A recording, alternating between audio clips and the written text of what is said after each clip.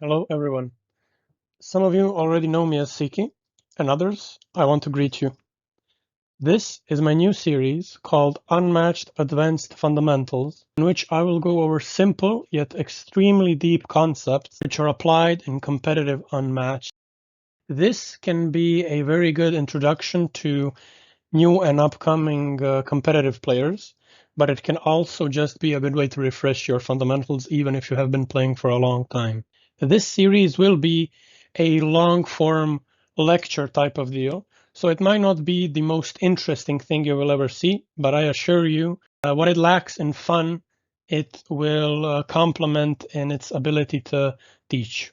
Lesson number 1, all about tempo and initiative. Do nothing which is of no use. This exceptionally wise statement was written in the Book of Five Rings by Musashi Miyamoto. What it means is, well, it means many things, but some of them is everything has an opportunity cost and everything has its downsides. We will focus on this throughout the lecture. First of all, what is initiative? Initiative is what determines who must, quote unquote, go first. In other games, it will be literally whose turn is first. In Unmatched, we use the term initiative to determine which of the players must approach and be the active party in the battle. It is held by the aggressor. I say generally here because who the aggressor is set up before the game starts just by comparing the characters, but it can easily shift depending on many factors, example on your current life total or how many cards you have left in your deck. It can also be determined by your starting position. For example, She-Hulk will generally choose to go second so that the opponent is forced to have initiative and approach her, where then she can punish them by either attacking, throwing something with her passive, or doing both. Starting position can also be given up, or you can choose to go second in cases of, let's say you're playing either two very slow fighters, so you want the exhaustion edge, or you want the opponent to approach you. Or if you're playing two melee fighters and you know the opponent will have the boost to come to you, you can choose to go second to draw out more cards from their hand. Initiative is, again, determined by deck count, but also deck count potential, meaning do the cards in your deck draw additional cards, nullifying their own existence if they're played, or are they passes? So a defense cannot be a pass, while an attack or a scheme can be passes, meaning you will use up an action without drawing a card, meaning that you will further yourself from taking exhaustion or fatigue damage. So what are the pros and cons of initiative? The pros are that initiative, or the player with initiative, dictates the pace of gameplay, meaning they choose how often the two players are engaged, how often cards are thrown down. They dictate the tempo, or they dictate the speed at which the game is played. They also have pressure, which means they are the one threatening more damage, since they're the one going in and attacking actively. This means that they can have more choice of which cards they wish to use each interaction, and they might force out their opponent to play better cards when they're attacking with garbage, or they might force their opponents to block with cards they don't want to block with and take additional damage. Also, the player with initiative, since they are approaching, they're also attacking more, which is additional passes, while the player who's moving away from them will more often double maneuver, getting closer to decking out. The cons or negatives of initiative are that you are the one being kited. Your opponent has movement advantage. You also have fewer options, so you will be having to approach them and attack them, which will generally eat up two of your actions. Sometimes you may be able to scheme while you have initiative or do something else that will pass. However, if that doesn't give the initiative back to your opponent, you're back at square one and you have to approach them again. Your opponent, on the other hand, can double attack you. They can move and attack from range. They can attack and move away. They can double maneuver. They can maneuver scheme. So they have more options, but not only more options, they have way more options. And they also have options to try and take the initiative away from you as well, which we will be getting to later. Also, if you have initiative, you will often have to boost because you will be forced to throw away cards otherwise, gaining no value from them, while boosting will allow you to at least attack and get a pass or avoid double discarding at the end of your turn. So how you can punish initiative? So we just said initiative pressures you. Pressuring is very scary. So your opponent is generally going to be the scary one. So what can you do without initiative? Well, you can counter pressure. And here we have free fighters who are amazing at it. Blackbeard can give you a coin and triple attack you if you're not careful and you're overextending to get to him. Dracula, especially if you're melee, you attack him, he plays Do My Bidding, he takes out a versatile card from your hand you could have defended with, pings you for one, draws a card, and then just slams you with something that could be a bait attack, it could be an ambush, or it could be a beast form potentially ending the game there and then. And we have Shredder, in my opinion, one of the kings of counter pressure. You approach his nest, he could be hitting you with an upwards of a 10 value attack or more. He could be playing a scheme to gain a bunch of actions and just murder you. He could be double maneuvering and discarding. Or he could even just attack you once for value and move away and play the value game and just do like a big hit or just a decent hit with something like savagery and move away, or even move away and then hit you with long shot, meaning that you have initiative, but he is the one who does more damage even though you are pressuring him. So counter pressure is one of the things you can do. And any fighter who can either double attack, especially if they have card draw or action gain, or even just play a double attack, because it will eat 2 defenses or it will deal some damage or whatever. Any fighter who can action gain, any fighter who has a card draw built in, whether on attacks or on defense or even on their ability, and any fighter like Bigfoot who can just slam dunk you with a 6 out of nowhere and walk away, especially if their movement value is bigger than yours, they will be good at counter pressuring you. Another way you can punish initiative is by boosting away. So what this means is your opponent approaches you, you either double maneuver away or maybe you attack them with something, whatever it is, and then you boost away. And maybe they boosted to get to you for the first time, and now you're on the other end of the map, and maybe they can't even reach you if you maneuver boosted twice or maneuvered and then maneuver boosted. And if they can reach you, they're boosting again. So they might already be lower hand count, and you're forcing even more boosts, or you're forcing them to take a slower turn and give you very valuable time. And another thing you can do is just ride the wave. If you're playing a slow value fighter and your opponent has a lot of built-in card draw, what you can do is just double maneuver all game long.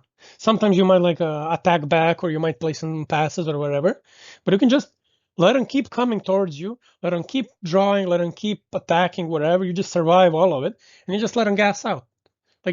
Try it. If you're ever playing a slow and stable fighter against a very low tier aggressive fighter who can't really threaten the damage, you can just walk them to death. I often call this walking them to death or gassing them out. So that would be about punishing initiative, but there's also an opposite to it, which is passing initiative. So you might be forced into initiative, or you might have initiative, but you don't want to get punished for it. So you might decide to pass initiative. You might be like, okay, if I just double maneuver, I'm at 8. I'll discard 1 and I'm fine with it. You might even be like, hey, I'll discard 2 at the end of turn and I'm fine with it. That's why there's a punch to shake the earth. If you've played against a good golden bat, you've seen this before. You were like, okay, he has initiative, he has a full hand, he has to approach me. I have 4 in hand, I don't care, whatever. And he's like, or you're like, yeah, I have 4 in hand, I'll maneuver twice, I'm at 6. He has to approach me, surely. And he's like, maneuver, discard 2, a punch to shake the earth. And you're like, okay, now I can do that. I discard 1, I pass him back. And he's like, draw, arrive just in time and place. And it's back to you. And he passed initiative and he punished you for trying to punish him. This is something you have to watch out for. If you are passing the initiative to your opponent, it could get passed right back. Or if you're exploiting your opponent having initiative, this is something you have to be wary of. And this is, of course, something you should abuse as well to create a huge value shift in the game. There's also, of course, scheming, as I mentioned. And something that should be taken note of is deck advantage. Let's say you are the aggressor. Let's say you're playing someone like Alice or Achilles is really good at this one. You're playing Achilles, you're angry, every turn you're drawing 2 cards, you have 1 pass and like spear throw, you are like gonna draw all the way till you're dead. But your opponent has been double maneuvering all game long, and maybe they played a draw scheme, and you might be like 12 cards in deck, but they might be like 10. At this point, it doesn't matter that you will draw every action. They are closer to exhaustion, closer to fatigue than you are, and you might be able to force them to approach you, and then you punish them, right? So that's something to think about. Like, even if you are generally the aggressor, your opponent could have played too passively. This is a trap, especially like I would say medium skilled players fall for the most often, because they understand, okay, I'm the defensive party here. I have to double maneuver a lot. I have to survive. And then they overcommit to the passive gameplay, and then they just find themselves dying to exhaustion, even though the game should generally go the other way. All right? So this is something to always be mindful of, no matter which fighter you're playing and your opponent is playing. Then there's tempo. All right, so we're playing with a new term here, but it plays with initiative. Tempo is the exchange of initiative. If you have initiative, the tempo is on your side. Tempo can be lost, it can switch, but tempo will also be used as just tempo of the game, right? So either it's your tempo or the game's tempo. This means just who gets to have initiative when, right? This is think of a dance, right? There's a tempo, there's a rhythm, right? Think of a fighting sport, there's a rhythm. Even if in like team sports, like football, it has tempo, right? You have one team with the ball, they're the attackers, they're the aggressors. Oh, they lost the ball, tempo has shifted, right? Initiative has exchanged, the other team has the ball, they're now trying to score. And then you can measure the tempo of the entire match by watching how long each team held the ball, right? This is like, I'm comparing, it's not apples and oranges here. This is like the same exact idea, just applied to a card game. So something that I have here is Toil and Dagger. Sinbad is a tempo-based fighter. To be a tempo-based fighter means that you like to be the aggressor, but you do have value built into your deck. You can slow down. You can do this thing that we call regrouping. Regrouping has nothing to do with the card called regroup, unless in a meme context. But in general, regrouping means you walk away, you refill your hand before reapproaching, right? This is something that Houdini does all the time, right? Houdini he's like exceptionally aggressive, but he's a combo fighter. He'll go in, he'll hit you, he might throw a few attacks, and then he gasses out. He might be afraid of you counter pressuring him, so he falls back, he rebuilds his hand, and then he goes back in, attack, combo, right? Sinbad, if you're playing too defensively, Sinbad can use his tempo control, right? His power of dictating tempo to give the initiative to you by maneuvering and then attacking with a Toil and Dagger or the movement voyage, stepping away from you, and now you have to walk up to him. He's kiting you. You have initiative, right? Same thing with Tomoya Gozen, right? She has built-in card draw. She's this very scary tempo-based fighter. She can play really aggressively. And then suddenly she's like, Lord Kiso to move away from you. I heal. I pass. Your turn. And now you might have to boost towards her. She might have more cards in deck, or maybe the same number, or even fewer. But she might have higher HP. She has potentially free passes, right? Not including her attacks. And then you walk up, and then first action, she can throw a face-up 7 at you, eating her entire turn, robbing her of an action, but also giving her an additional pass, effectively giving her an additional +1 in deck count, and she uses her innate control of tempo to punish you, even if she's a faster and more aggressive fighter than you. Or, if she doesn't want to do it, alternatively, she can Lord Kiso's final stand in, gain an action, and just try and obliterate you with the initiative she holds, right? So this is what I'm talking about when I say tempo fighters. They generally start with initiative, but they can shift the initiative towards you if you're not careful, and then punish you for being the defensive party. So talking about regrouping, again, we're not talking about the card, we're talking about the concept of regrouping. When you're regrouping, when you have initiative, technically you have initiative, you're the aggressor, right? but maybe you have a lower hand count, maybe you have higher deck count, but your opponent has more passes. Maybe you have to play around something, maybe you're out of defenses, whatever, and you don't feel like bluffing, because you can always bluff that you have defenses, but maybe your opponent has a way to punish that, or you're afraid, or you're in lethal range, whatever. You will regroup. You will walk away from the fight, or maybe you'll stay in their zone. For example, Tomoya, she does this. She'll just stay in your zone and draw twice and be like, are you gonna run or are you gonna get attacked next turn, right? So when regrouping, you might be recentering. Always think about this. Always think about this. Do I recenter? Because you might be close to your opponent now, but what if they double maneuver, double boost, and suddenly you can't reach them? So always think about this. Should I stay where I am? Should I reposition? Should I take map center? Should I take melee center, range center, right? What about their sidekicks, body blocking? Think about these things. Think about your positioning through the lens of tempo and initiative. And I promise you'll win more games if you're not doing this already. And if you are doing it already, do it even more if you can, okay? So you might be refilling your hand here, but what does it mean? Do you want to refill to 7? Do you want to refill to 5? Refill, sorry. Do you want to refill to like 3? Maybe you're at 0, right? Maybe you just want to get 3-4 cards, start attacking.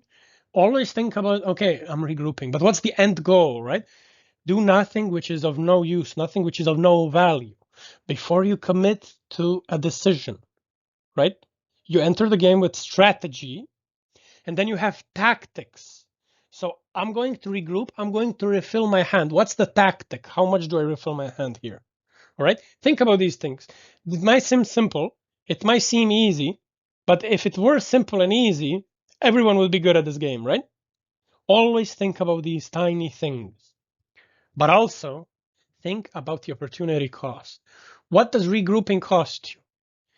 It could cost you initiative if you want to keep it. Or, well, it's not going to cost you initiative since you're the one drawing cards. So it could cost you accidentally taking initiative away from your opponent. Sometimes it sounds counterintuitive here, but sometimes it's very fickle on who has initiative. And you might overtake the initiative without wanting to do it. You might lose your pressure. So sometimes, like, you might just take the gamble. You might want to throw a bait attack. You might just want to end next to your opponent without defenses, just bluff it, and hope they don't test you, right? So always think about the opportunity cost. If I do this, not only what I gain, what do I lose by doing it? That's a difficult question. But the answer is often simple, and you need to find it. And now, my best friend, everyone who knows me, they know I'm all about this. DLMe1, thank you. Shout out to DLMe1. This is exhaustion, right? So what does exhaustion mean? So you're exhausted if your deck is empty. Whenever you should draw cards, you take 2 damage for each card you should draw. Okay, that's a core rule of the game. However, it's always a puzzle. It is sometimes predetermined, but always a puzzle. Some fighters are more likely to be good in exhaustion. Medusa has 4 passes, right? She has 6 discards, right? So she forces her opponent to draw even more, right? But she also has 6 cards that draw her cards, right? So sometimes, let's say you lose a pass to boosting or whatever, or maybe it gets discarded, or like literally whatever. In that case, you have 6 draws in your deck. You will sometimes lose the exhaustion reverse race, right? Sometimes you will lose out on cards in your deck faster than your opponent, even though it is technically predetermined, or sometimes predetermined. It's still a puzzle. You still have to think about this. You have to keep it in mind. Like, if you're not mindful of exhaustion, get in the habit of every turn checking deck count once when playing online. Just hover the deck with your mouse, hover your opponent's deck. It takes 2 or 3 seconds. I promise you, if you're not thinking about this, you will win more when you start thinking about it. Because this plays back into initiative. This plays back into aggression, into tempo. This is what is pulling the strings of the speed of the game. This and how fast you can kill your opponent, of course, right? So pressure and exhaustion are the 2 things that dictate the tempo, and they dictate who has initiative, right? Exhaustion is obviously based upon passes, right? But it's also based on attacking. If you keep double maneuvering and your opponent keeps maneuvering once and attacking, let's say you're playing on a small map and your opponent's ranged, right? And they only have to boost a few times and they always enter your zone and they always attack. Even if they sometimes like draw a card or two from attacking, and even if you have like 2 or 3 or 4 passes, if they attack you 10 times, you pass 4 times and only attack once, they passed 5 additional times compared to you. You're the one getting exhausted, even though they're pressuring you, right? So keep these things in mind. Like a beautiful example is Daredevil, right? You can have whatever feeling and opinion you want to have about Daredevil, but Daredevil is an exhaustion-based fighter who starts the game, I want to say, with initiative, right? He starts with 22 cards in his deck. He's down 8. And you might say, oh yeah, but he has 6 passes. Yeah, sure. So 22 plus 6, that's 28. And he's still down 2 cards, and most fighters have passes, right? And also, free take on E. So he loses 3 cards if he plays all free take on E and doesn't get his Devil of Hell's Kitchen off, right? So he is actually one of the worst exhaustion fighters at the start of the game. He has initiative into everyone, and then he plays the first Devil. He gets 5 cards back, right? He plays the second Devil, 5 more cards back. And suddenly, he's winning the exhaustion game. So Daredevil is a fighter who is incredibly difficult. You'll find really good players like Cat performing very, very well on Daredevil.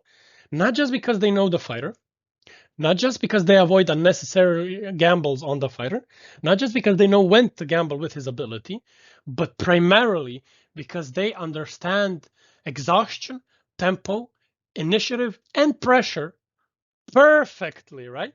If you can master these things, you can play Daredevil.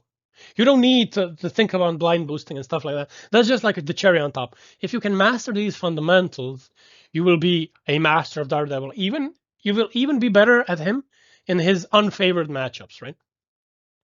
So focus on these things, not because of Daredevil. Focus on these things because they make up the core of competitive Unmatched. Daredevil is just an extreme example, a very concentrated form of all of these things coming together. So just another way to think about it, to simplify it, all right? Applying these skills, okay? You heard me ramble about these things. Oh, there's initiative, whatever. How do I win? Like, Siki, you're telling me all these things. How do I use them to win? Listen how, right? You need to apply them. How do we apply them? Well, first of all, you need to know which ones you can apply. That's why I took a picture of Moon Knight. Moon Knight is a fighter who can sometimes pressure, who can often play exhaustion, right? He always needs to think about who has initiative. He's exceptionally difficult to play. And this card, good enough for us. It's a card that you can play it as just a blank 4. You can play it to draw 2 cards and take 2 damage. Sometimes you might want to play this when you're not Khonshu and take the 2 damage and the 2 draws, which is a total of 6 damage and exhaustion, because you need to run down your opponent, right? Sometimes you just want to play it as Khonshu to get more defensive resources. And sometimes you just want to play it as a blank 4, right? Just a value block. So how does that tie into it? You have to know how to apply these skills and which ones you can apply. So first of all, think about your map and position, right? Are you in melee with melee? Like, are you Moon Knight Alice? Okay. Do you have to go first when you choose position? Or do you want to go second? I'm not going to answer this for you. Think about it. And I'll only tell you it's not a binary answer, okay? There are more than one ways you can answer this, and it will be truthful and correct. Let's say you're Bigfoot. You generally want to go first, especially because you have 6 potential passes. But do you? Do you want to spam your ability? That's something to think about. Let's say you're ranged v ranged, and you're 2 value fighters, and maybe you can even like block off your zone. Yenanga versus Medusa, and your opponent chose an anti-ranged map. Do you want to go first or second? As which of the 2 fighters? Think about it. You're not going to find an answer here. Think about it. Okay, maybe you're the one choosing map.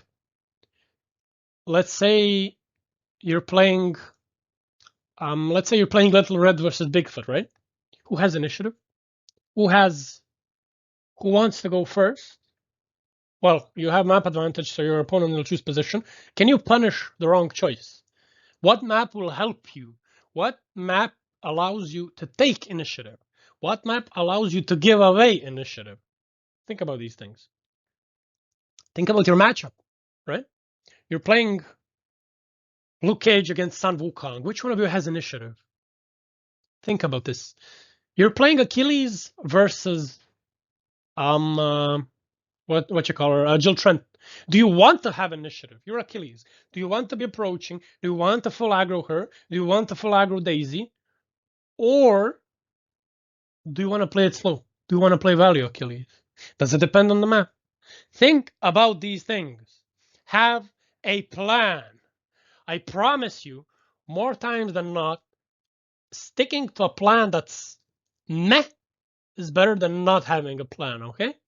There are better plans, there are worse plans, but find a plan that's reasonable, stick to it, build upon it, but also don't be so rigid and inflexible that you cannot find openings.